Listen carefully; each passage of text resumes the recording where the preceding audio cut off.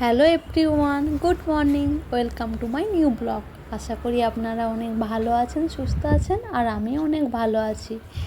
আজকে হলো শুক্রবার, এখন বাজে সকাল 7টা।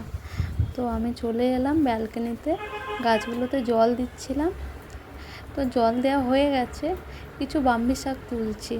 জানেন তো, এই বাম্বি শাকের প্রচুর গুণ।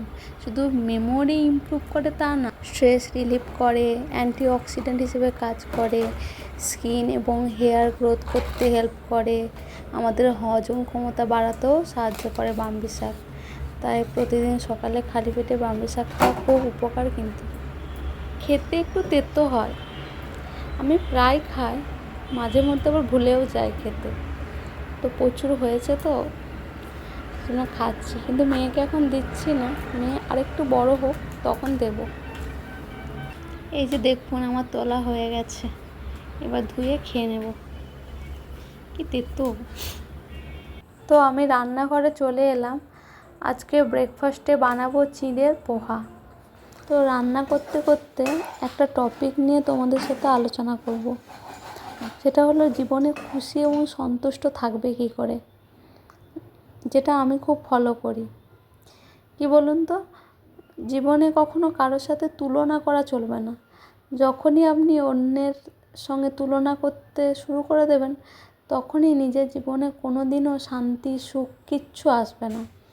তো তুলনা করা একদম বন্ধ করে দিতে হবে। নিজের জীবনে যা আছে তাই নিয়েই সন্তুষ্ট থাকতে হবে। এবার দেখুন, আমার রান্না করা হয়ে গেছে, আমার হাজব্যান্ড খেয়ে কলেজে বেরিয়ে গেছে, আর মেয়ে ঘুমাচ্ছে। তো আমি মুছে নিচ্ছি, ঝাঁট দেওয়া হয়ে গেছে। কি বলুন তো, আজকে ঘুম থেকে উঠতে দেরি হয়ে গেছে, সেই জন্য মোছা এখন হচ্ছে, না হলে ব্রেকফাস্ট করার আগেই ঝাঁট দেওয়া মোছা হয়ে যায়। সেকেন্ডলি যেটা আমি বলবো, সেটা হলো, নিজের মধ্যে বিল্ড করতে হবে কনফিডেন্স অ্যান্ড সেলফ এস্টিম, যেটা আপনাকে অনেক শক্তিশালী করবে, যেটা আপনাকে প্রতিকূল পরিস্থিতির বিরুদ্ধে মোকাবিলা করতে হেল্প করবে। আর একটা পয়েন্ট যেটা বলবো, আপনি আপনার নিজের ফিলিংস শেয়ার করতে পারেন নিজের লোকেদের সাথে, আর টাইম স্পেন্ড করুন নিজের সকালের যা কাজ ছিল সেটা পুরোপুরি কমপ্লিট করে ফেলেছি। আর মেয়ে উঠে গেছিলো, মেয়েকে খাইয়ে দিয়েছি, স্নান করিয়ে দিয়েছি, ও টিভি দেখছে, আর আমি রান্নাঘরে চলে এসেছি দুপুরে লাঞ্চ তৈরি করার জন্য। তো আজকে বানাবো মাশরুম।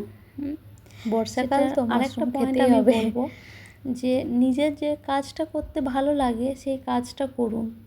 প্রতিদিন সকালে উঠে একটা গোল ফিক্সড করুন, যে আমি আজকে এই কাজটা করব, দিয়ে সারা দিনের মধ্যে সেই কাজটা পুরোপুরি কমপ্লিট করার চেষ্টা করুন। দেখবেন নিজের মধ্যে একটা আনন্দ আসবে, তখন নিজেকে খুব খুশি খুশি মনে হবে। এটা তো আমি প্রায় করি, সেই জন্য সারাদিনটা ব্যস্তও থাকি আর ভালোও লাগে বেশ। প্রতিদিন বই পড়ুন, বই পড়ার অভ্যাস করুন। এটা কি হবে, আপনার একটা ভালো অভ্যাসও করে উঠবে, আর নিজের মধ্যে নলেজও বাড়বে। এদিকে দেখুন, আমি মাশরুমটা ভালো করে ভেজে নিচ্ছি। ভালো করে ভেজে নেওয়ার পর একটু আলু দিয়ে দেবো, আলুটা দিয়েও একটু ভালো করে ভাজবো।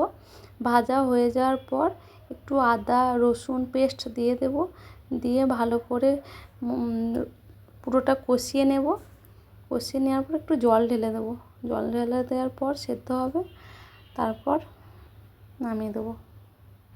অনেকে বলে যে মাশরুম রান্না করার সময় পুঁই শাক দিতে হয়, কিন্তু এখানে তো সেই শাকটা পাওয়া যায় না, সেই জন্য আমি আর কিছু শাক দিইনি। দেখুন, আলুটা দেওয়া হয়ে গেছে, ভালো করে কষিয়ে নিয়েছি। এবার আমি জল ঢেলে দেব।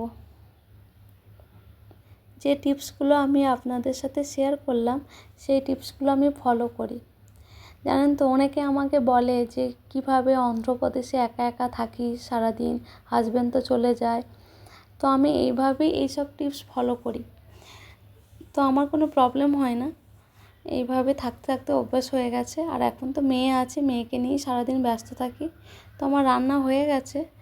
দেখুন, আমার মেয়ে শুধু ভাত খাচ্ছে আর নিজেই চামচে করে ভাত খাচ্ছে, এত পাকা বুড়ি। ভালোই হচ্ছে, আমাকে আর খাওয়াতে হবে না, ও নিজে নিজেই চামচে করে খেতে শিখে যাচ্ছে।